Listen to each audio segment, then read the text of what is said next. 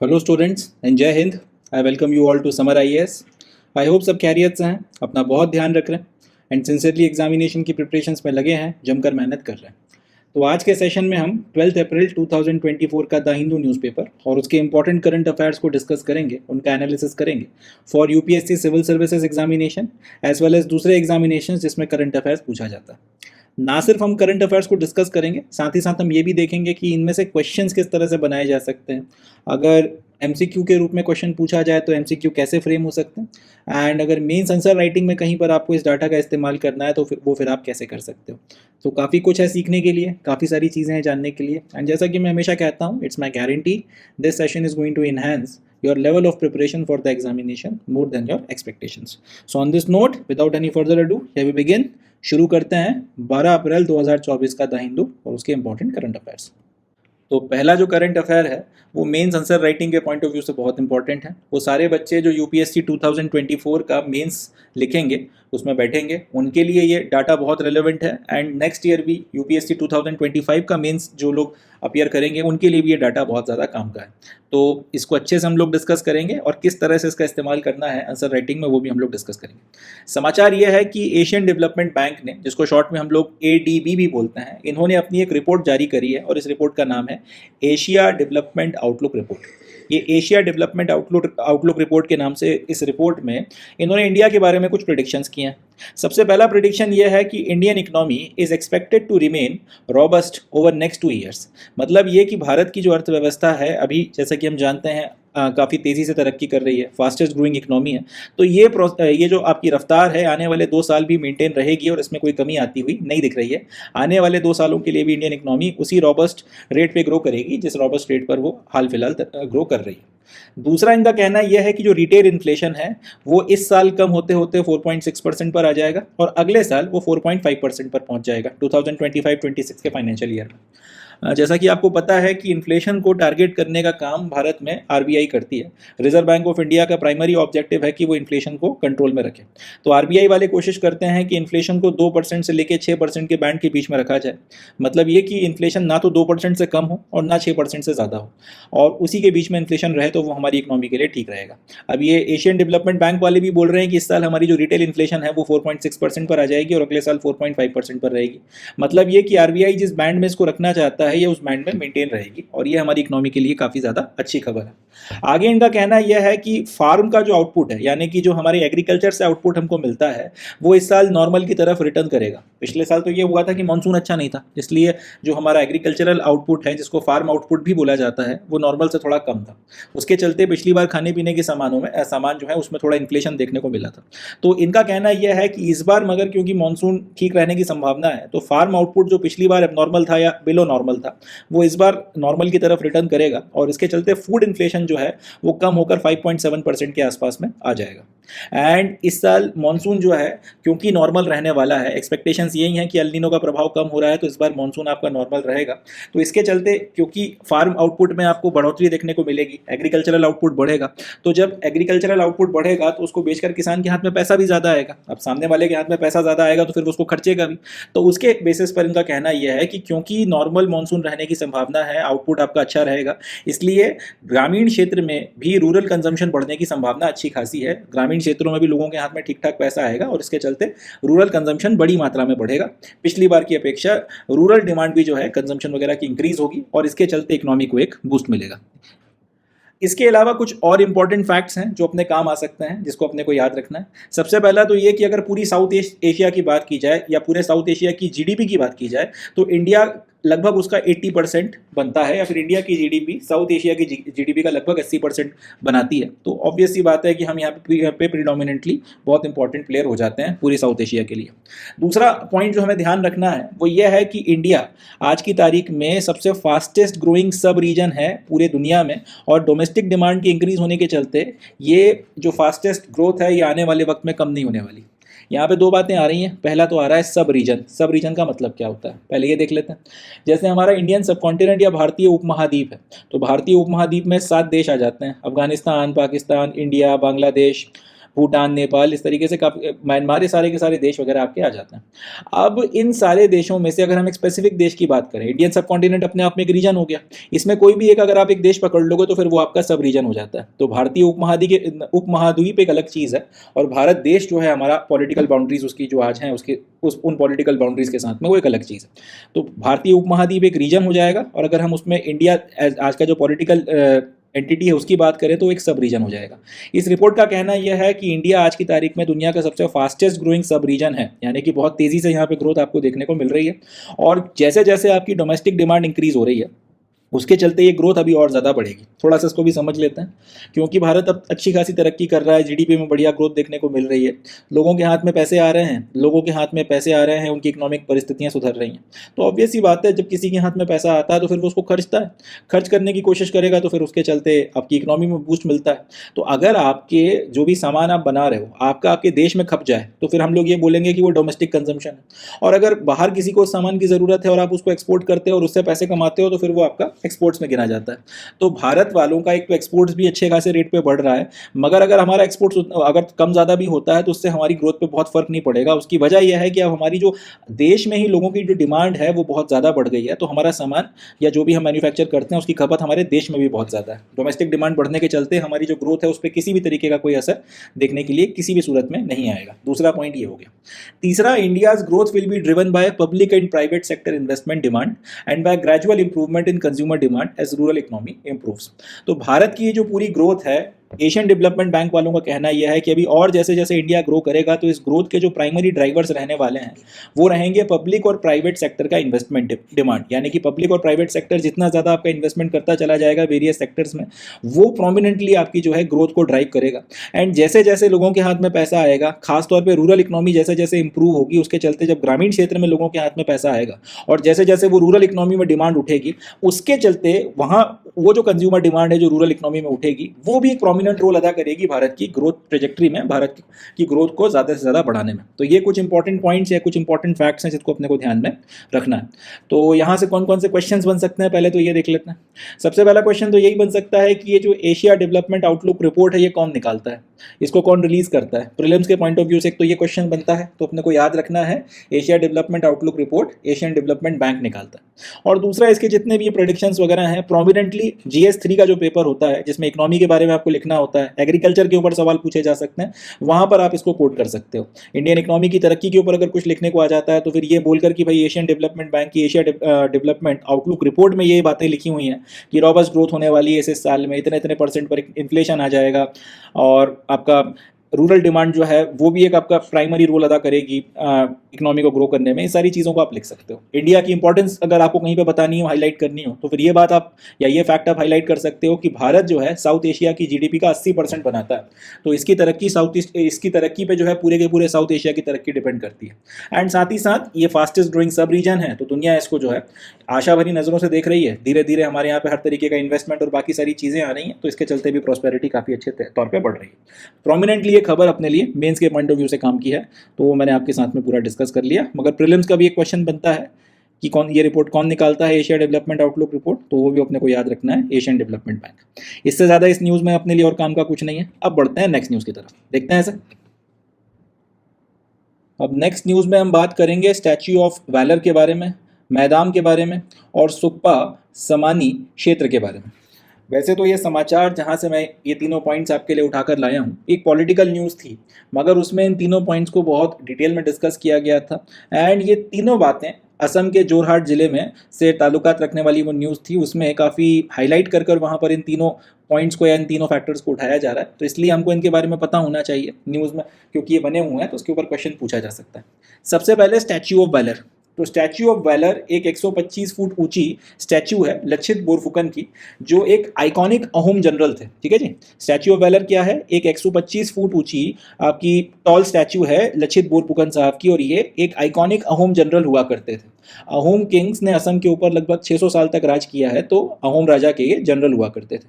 अब इनको याद इसलिए किया जाता है क्योंकि 1671 में एक बड़ा कह सकते हैं डिसाइसिव किस्म की लड़ाई हुई थी 1671 में। इस लड़ाई को कहा जाता है बैटल ऑफ शराईघाट। बैटल ऑफ शराईघाट में अहोम राजा एक तरफ थे और एक तरफ थे आपके मुगल्स। मुगल्स ने असम को कब्जा करने के लिए, असम को जीतने के लिए अपनी फौजें वहां पर भेजी थी, और अहोम किंगडम के बीच में या फिर अहोम किंग्स एंड आपके मुगल्स के बीच में एक नेवल बैटल हुई थी 1671 में, जिसको बोला जाता है बैटल ऑफ शराईघाट। इस बैटल ऑफ शराईघाट में लचित बोरफुकन ने अहोम जो आपकी नेवी थी उसको लीड किया था एंड बड़ा डिसाइसिवली मुगल नेवी को डिफीट किया था। इतना तगड़ी मार मारी थी मुगल नेवी को कि उसके बाद फिर मुगल्स ने कभी पलटकर असम के ऊपर कब्जा करने की या हमला करने की सोची भी नहीं। एंड लिटरली, मतलब ये सिर्फ कहने की बात नहीं है, लिटरली जो मुगल नेवी थी वो वाइप आउट हो गई थी, और उसके बाद फिर मुगल्स कभी उस तरीके की नेवी डेवलप कर भी नहीं पाए। इस डिफीट से हुआ ये कि मुगल्स ना सिर्फ असम को ऑक्यूपाई करने से उनको प्रिवेंट किया गया, मगर उसके बाद फिर कभी उन्होंने असम को के ऊपर कब्जा करने का ख्याल भी अपने दिमाग में लेकर वो नहीं आए। इसके चलते अहोम्स ने लगातार 600 साल तक असम के ऊपर राज किया। जब फाइनली 1826 में अंग्रेजों ने अहोम्स को हटाकर फिर वहां असम को अपने कब्जे में लिया था, तब तक कोई उनको असम से हिला नहीं पाया। उसमें बहुत इंपॉर्टेंट रोल बैटल ऑफ शराईघाट का था 1671 में, जिसको लचित बोरफुकन की लीडरशिप में लड़ा गया था, इसलिए इनको याद किया जाता है। अब इनकी इस पर्टिकुलर वैलर को ध्यान में रखते हुए एक 125 फुट ऊंची इनकी प्रतिमा बनाई गई, जिसका inauguration recently prime minister Modi ने किया था, और उसका नाम फिर स्टैच्यू ऑफ वैलर रखा गया था। तो ये तो स्टैच्यू ऑफ वैलर क्या है इसकी हमने बात कर ली। कैसी दिखती है ये भी मैं आपको दिखा देता हूँ। ये फोटोग्राफ देखिए, ये लचित बोरफुकन है, उनकी ये स्टैच्यू है, इसको स्टैच्यू ऑफ वैलर बोला जाता है। तो ये पहला अपना जो है आइटम हो गया इस न्यूज़ का, स्टैच्यू ऑफ वैलर क्या है। दूसरा पॉइंट, मैदम, या फिर इसको अर्थन पिरामिड्स भी बोला जाता है। Maidam represents the late medieval 13 to 19 century common era mount burial tradition of the Tai Ahom community in Assam. तो ये मैदम या फिर अर्थन पिरामिड्स क्या होते हैं, पहले मैं आपको इसकी फोटोग्राफ दिखाता हूँ कि दिखते कैसे हैं। ये देखिए, ये जो आपको दिख रहा है, ये जो फीचर आपको देखने को मिल रहा है, इसको हम लोग मैडम बोलते हैं। ये मिट्टी का बना हुआ एक पिरामिड जैसा जो स्ट्रक्चर है, इसके अंदर अहोम राजाओं को जो है दफनाया जाता था। ये इस तरीके का दिखता है।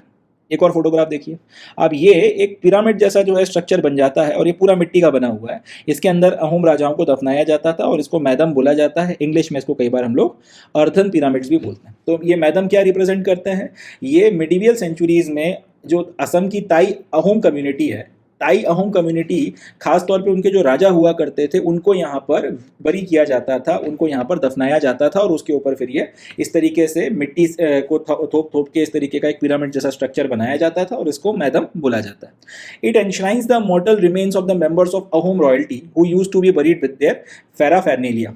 तो इनमें प्रोमिनेंटली किनको दफनाया जाता था, तो इसमें जो आपके अहोम राजा या फिर अहोम रॉयल फैमिली के जो मेंबर्स होते थे उनको इसमें दफनाया जाता था।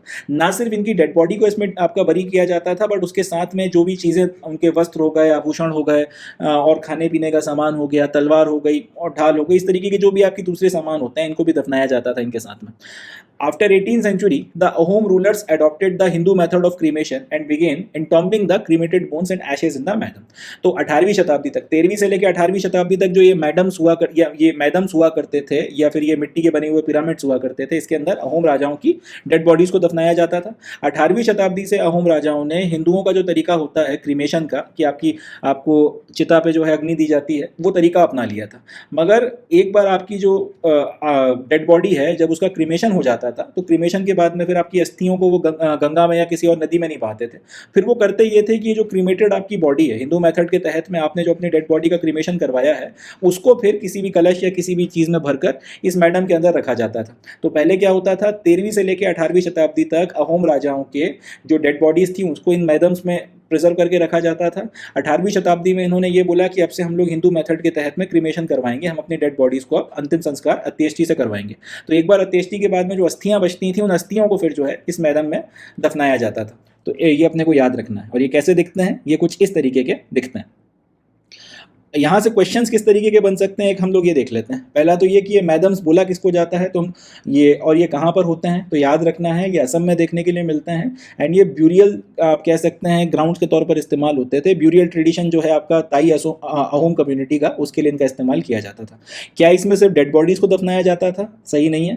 18वीं शताब्दी तक डेड बॉडीज़ को दफनाया जाता था। उसके बाद में फिर राजाओं को, जब आपने उनकी डेड बॉडी को फिर जला दिया, उसका अंतिम संस्कार हो गया, उसके बाद में उनकी अस्थियों को भी जो है फिर इसी में दफनाने जलाने की प्रथा 18वीं शताब्दी से शुरू हो गई थी। तो इसमें डेड बॉडीज़ को भी रखा जाता था और क्रीमेटेड रिमेन्स जो थे उनको भी रखा जाता था। सिर्फ डेड बॉडीज़ अकेली या फिर क्रीमेटेड आपका जो ये अस्थियाँ इनको अकेले जो है यहाँ पर रखा जाता था, ये भी सच नहीं है। जितना भी पैराफेर्नेलिया है, जो भी सामान इनको अपने ट्रेडिशन के तहत में रखना है डेड बॉडी के साथ में, वो सारा भी यहाँ पर बरी किया जाता था। और ये इस तरीके से देखने को मिलते हैं।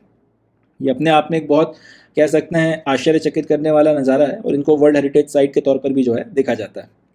चलें अगला, सुखापा समन्वय क्षेत्र। सुखापा समन्वय क्षेत्र डेडिकेटेड टू स्वर्गदेव एम्परर सुखापा। तो ये सुखापा समन्वय क्षेत्र एक पर्टिकुलर जगह है असम में। मैं पहले आपको फोटोग्राफ दिखा देता हूँ। ये कुछ इस तरीके का देखने को मिलता है एंड असम में इसकी बहुत इंपॉर्टेंस है। असम के कल्चर की अगर बात की जाए तो इस जगह की बहुत ज़्यादा अपने आप में एक रेलेवेंस है, इंपॉर्टेंस है। खासियत यह है कि ये जो सुखापा समन्वय क्षेत्र है ये एम्परर आपके सुखापा जो हुआ करते थे उनको डेडिकेटेड है। एम्परर हुआ करते थे एक, जिनको सुखापा बोला, वैसे तो इनको स्वर्गदेव बोला जाता था, बट स्वर्गदेव का मतलब एम्परर हुआ करता था। इनका नाम जो था वो सुखापा था। इनकी खासियत यह है कि इन्होंने अहोम डायनेस्टी की शुरुआत करी थी। असम में अहोम जो रूल की शुरुआत है वो इनके टाइम पीरियड में हुई थी। चाइना के यूनान क्षेत्र से ये असम में आए थे एंड यहाँ पर आके फिर इन्होंने अहोम डायनेस्टी की शुरुआत करी और फिर इस अहोम डायनेस्टी ने 600 साल तक पूरा राज किया था इस पूरे क्षेत्र के ऊपर, जब तक अंग्रेजों ने अल्टीमेटली 1800s में इसको टेक ओवर नहीं कर लिया। अब सुखापा थे कौन, थोड़ा सा उसके बारे में बात करते हैं। चाओलुंग सुखापा was a 13th century ruler who founded the Ahom kingdom that ruled Assam for 6 centuries। तो ये 13वीं शताब्दी में एक राजा थे जिन्होंने असम में अहोम डायनेस्टी की शुरुआत करी, अहोम किंगडम की शुरुआत करी और इसने फिर असम को आने वाली 6 शताब्दियों तक, 600 साल तक असम के ऊपर रूल किया। The Ahoms ruled the land till the province was annexed to British India in 1826 with the signing of the Treaty of Yandabu। तो अहोम्स ने इस पूरे इलाके पे कब तक रूल किया था? लगभग 600 साल तक, 1826 तक इन्होंने रूल किया था। 13th सेंचुरी से लेकर 1826 तक इन्होंने रूल किया, जब अंग्रेजों के साथ में इनकी ट्रीटी साइन हुई जिसका नाम था ट्रीटी ऑफ यंदाबू, और इसके चलते फिर अंग्रेजों ने असम को एनेक्स कर लिया था। He and his people reached Brahmaputra Valley in 1235 AD, finally settled in Charaideo in Upper Assam। तो ये चाइना के यूनान प्रोविंस से चले एंड वहाँ से फिर ये ब्रह्मपुत्र का जो ये वैली है यहाँ पे 1235 के आसपास में पहुँचे थे एंड फाइनली अपर असम का चराईदेव करके जो इलाका है वहाँ पर ये सेटल डाउन हो गए। यहाँ पर सुखापा ने एक छोटी सी प्रिंसिपैलिटी या फिर यूँ कह सकते हैं एक छोटी सी किंगडम की शुरुआत करी थी चराईदेव में जहाँ पर ये पहुँचे, यहाँ पर इन्होंने अपनी छोटी सी प्रिंसिपैलिटी कह लीजिए या फिर छोटी सी किंगडम कह लीजिए, इसकी शुरुआत करी और बाद में इसी को फिर जो है फर्दर एक्सपैंड करते करते पूरा असम ये अपने कंट्रोल में लेकर आए एंड यहाँ से फिर अहोम किंगडम की जो है शुरुआत हो गई। इन्होंने भी और इनके बाद में जो सक्सेसर्स हुए उन्होंने भी धीरे धीरे पूरे असम को जो है फिर अपने कंट्रोल में लिया था। तो इसलिए इनको याद रखा जाता है। अब ये जो 3 आइटम्स हमने पढ़ के खत्म किए हैं, सबसे पहले स्टैच्यू ऑफ वैलर, फिर मैदम और तीसरा सुखापा समन्वय क्षेत्र, यहाँ से प्रीलिम्स में क्वेश्चंस आने की काफ़ी ज़्यादा संभावना है। स्टैच्यू ऑफ वैलर के ऊपर मुझे पूरा एक गट फीलिंग है कि काफ़ी सारे एग्जामिनेशंस में इसके ऊपर कुछ ना कुछ पूछा जाएगा। तो कौन कौन से क्वेश्चंस बन सकते हैं वो हम एक बार देख लेते हैं।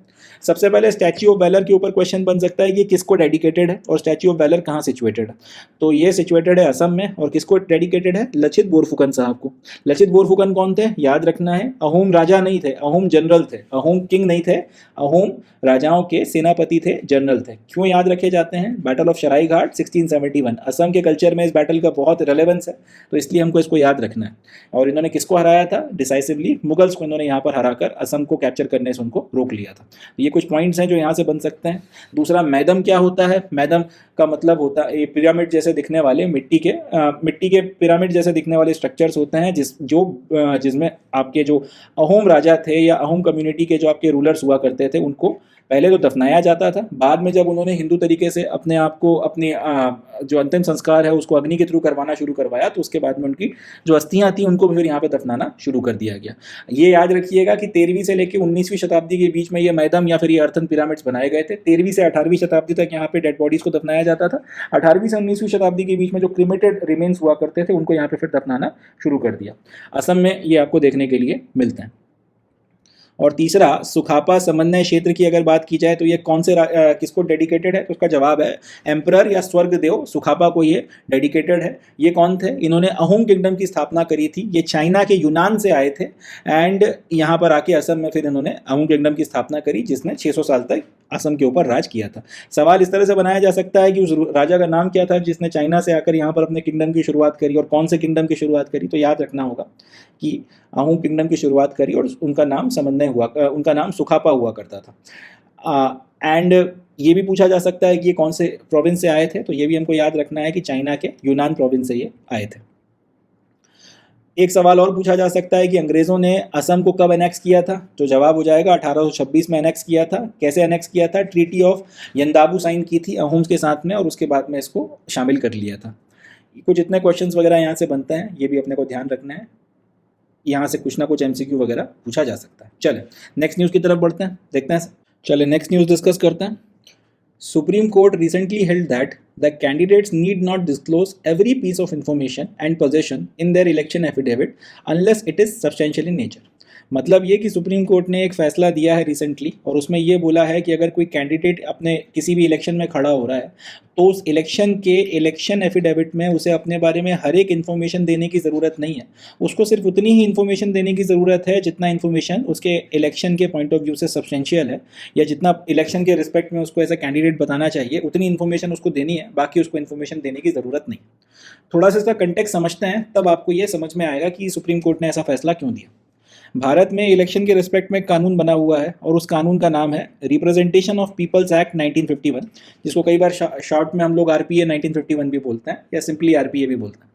तो ये जो रिप्रेजेंटेशन ऑफ पीपल एक्ट 1951 है, इसमें ये बोला गया है कि अगर कोई व्यक्ति इलेक्शन लड़ना चाहता है, चाहे गांव की प्रधानी का इलेक्शन लड़ना चाहे, वहां से लेकर चाहे वो भारत के राष्ट्रपति तक का इलेक्शन लड़ना चाहे, कोई भी पब्लिक ऑफिस के लिए अगर आप कोई कैंडिडेट इलेक्शन लड़ना चाहता है तो उसको एक तो अपने नॉमिनेशन पेपर फाइल करना पड़ेंगे।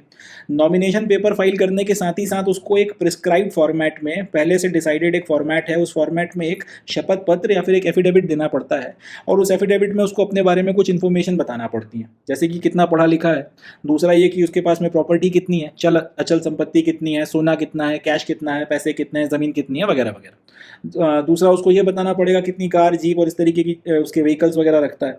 उसके बाद फिर उसके ऊपर कितने क्रिमिनल केसेस वगैरह चल रहे हैं उसे ये भी बताना पड़ता है। फिर उसकी वाइफ या फिर उसके हस्बैंड के पास में कितनी प्रॉपर्टी है, उनका क्या एजुकेशनल क्वालिफिकेशन है, वगैरह वगैरह, उसके जो दूसरे डिपेंडेंट्स हैं, बच्चे वगैरह, उनके पास क्या पोजीशन है, ये सब कुछ उसको इन्फॉर्मेशन वगैरह बताना पड़ती है। अब इसी रिस्पेक्ट में एक छोटा सा केस हो गया था, केस भी हम लोग अभी आगे डिस्कस करेंगे। उस केस में फाइनली सुप्रीम कोर्ट ने एक फैसला दिया है, और उसमें ये बोला है कि अब अपने बारे में हर एक बात बताने की ज़रूरत नहीं है, सिर्फ उतनी बातें आपको इलेक्शन एफिडेविट में बतानी है जो आपके इलेक्शन के पॉइंट ऑफ व्यू से सब्सटेंशियल है, बाकी हर एक चीज़ आपको अपने बारे में बताने की ज़रूरत नहीं है।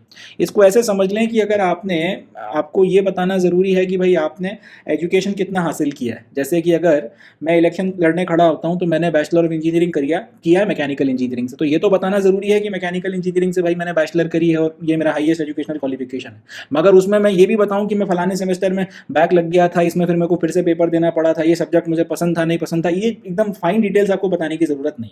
तो उसी सेंस में इन्होंने बोला है कि सिर्फ उतनी इन्फॉर्मेशन आपने देनी है जितना आपके कैंडिडेचर के पॉइंट ऑफ व्यू से रेलेवेंट है। हर एक छोटी छोटी बात जो है एकदम आपको माइन्यूट या फाइनल डिटेल्स आपकी बताने की ज़रूरत नहीं है। दूसरे शब्दों में एक कैंडिडेट जो अगर इलेक्शन में खड़ा हो रहा है तो उसके पास में भी अपनी एक सर्टेन लिमिट तक राइट टू प्राइवेसी है, उसको हर एक बात डिस्क्लोज करने की ज़रूरत नहीं है, और कानून जो है उसके बारे में इस तरह से बना ही हुआ है।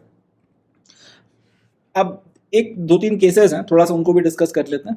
In association of democratic reforms versus Union of India 2002, Supreme Court held that voters have the right to know about following things about a candidate। एक केस हुआ था एसोसिएशन ऑफ डेमोक्रेटिक रिफॉर्म्स करके एक संस्था है उनके और यूनियन ऑफ इंडिया के बीच में, और इस केस का 2002 में फैसला आया था। तो association of democratic reforms ADR versus union of India 2002 के फैसले में सुप्रीम कोर्ट ने ये बोला था कि कोई भी अगर कैंडिडेट है जो इलेक्शन में खड़ा हो रहा है और उसके फिर ऑब्वियस ही बात है उसके लिए फिर अगर वोटिंग होनी है तो वोटर्स के पास में एक अधिकार है कि उसको अपने कैंडिडेट के बारे में इलेक्शन के पहले, वोटिंग के पहले कुछ बातें पता होनी चाहिए। पहला तो उसका क्रिमिनल रिकॉर्ड क्या है या नहीं है, अगर है तो फिर कितने केसेस चल रहे हैं, कितने केसेस पे उसकी सज़ा हो चुकी है, कितनों पे उसने सज़ा काटी है, कितनों पे वो बेल पे बाहर है, कौन कौन से केसेस चल रहे हैं, कितने सीरियस केसेस वगैरह, सब उसको जो है अपना पूरा विवरण देना पड़ेगा। दूसरा, उसके पास में एसेट्स कितने हैं, वही बात जो मैंने बताई कि कितना उसके पास में चल अचल और बाकी सारी संपत्ति है। साथ ही साथ उसकी, अगर वो महिला है तो फिर उसके पति की कितनी आपके एसेट्स हैं, और अगर पुरुष है तो फिर उसकी पत्नी की क्या कंडीशन है, उनके पास में कितने एसेट्स वगैरह है, कितना पैसा है, बाकी सारी चीज़ें। तो जो भी कैंडिडेट है उसको अपने खुद के भी एसेट्स और उसके जो डिपेंडेंट्स हैं, वाइफ हो गई, बच्चे हो गए, इनके भी आपको एसेट्स वगैरह बताने पड़ते हैं। तीसरा, उसके एजुकेशनल क्वालिफिकेशन वगैरह क्या है, ये सब बताना पड़ता है। तो 2002 में सुप्रीम कोर्ट ने जब ये association of democratic reforms versus union of India 2002 में ये फैसला दिया कि भाई ये सारी बातें आपको बताना ही पड़ेंगी, तो फिर रिप्रेजेंटेशन ऑफ पीपल एक्ट 1951 में कुछ अमेंडमेंट किए गए, और उसमें फिर ये बोला गया कि आपका जो इलेक्शन एफिडेविट दिया जाता है उसके फॉर्मेट में अब ये सारी डिटेल्स को भी आप ऐड करोगे, क्रिमिनल आपके ऊपर कितने केसेस वगैरह चल रहे हैं और बाकी सारी चीज़ें जो अभी तक नहीं थी इस जजमेंट के पहले, उन सबको भी ऐड किया जाएगा। उसके बाद से फिर शपथ पत्र वगैरह पे कैंडिडेट्स को ये सारी बातें बताना पड़ती हैं अपना इलेक्शन का फॉर्म भरते हुए।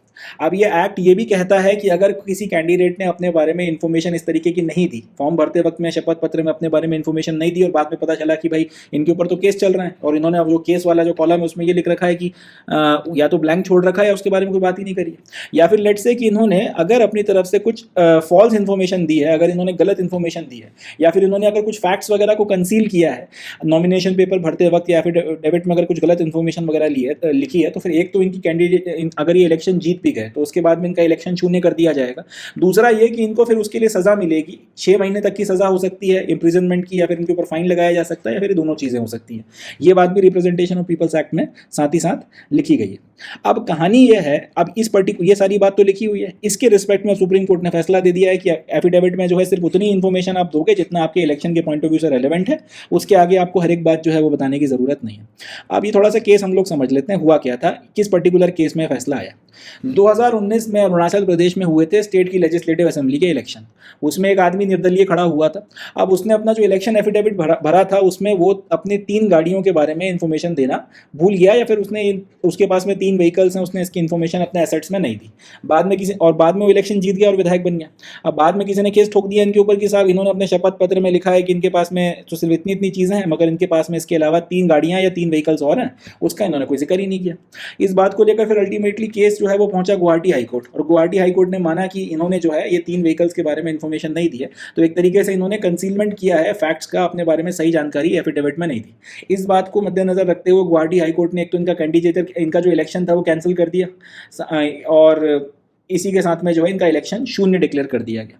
इसके खिलाफ ये चलेगा सुप्रीम कोर्ट, और सुप्रीम कोर्ट ने फिर गुवाहाटी हाई कोर्ट के जजमेंट को रिवर्स कर दिया, और उसमें ये बोला है कि वो इन्फॉर्मेशन जो इलेक्शन के पॉइंट ऑफ व्यू से सब्सटेंशियल नहीं है, उसको अगर आपने डिस्क्लोज नहीं किया है तो फिर उसको आप ऐसे नहीं मान सकते कि इससे आपके वोटर्स वगैरह जो हैं वो अनड्यूली उनके ऊपर कोई इन्फ्लुएंस वगैरह आ जाएगा।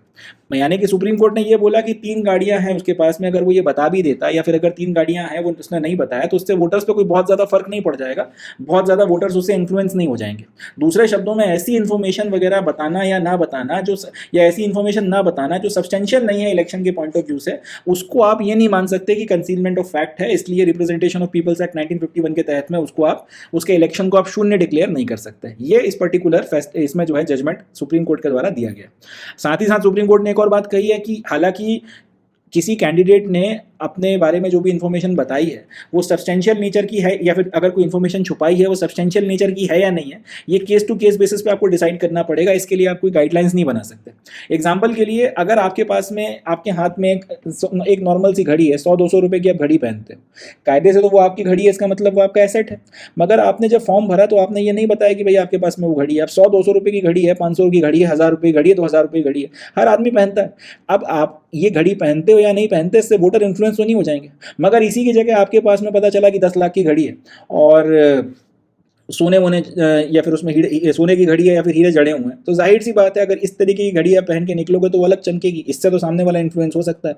तो पहले केस में जब आपके पास में एक सामान्य सी घड़ी है, उसको अगर आपने अपने एसेट्स में नहीं बताया तो उसको फिर कंसीलमेंट नहीं माना जाएगा फैक्ट्स वगैरह का, और उसके बेसिस पे फिर जो है आपको रिप्रेजेंटेशन ऑफ पीपल्स एक्ट 1951 के तहत में आपका जो इलेक्शन है उसको वॉइड या फिर शून्य डिक्लेयर नहीं किया जा सकता। बट पता चला सोने की घड़ी छुपा के बैठे हुए थे तो उसको तो फिर माना जाएगा कि भाई ये सब्सटेंशियल नेचर की इन्फॉर्मेशन नहीं बताई आपने।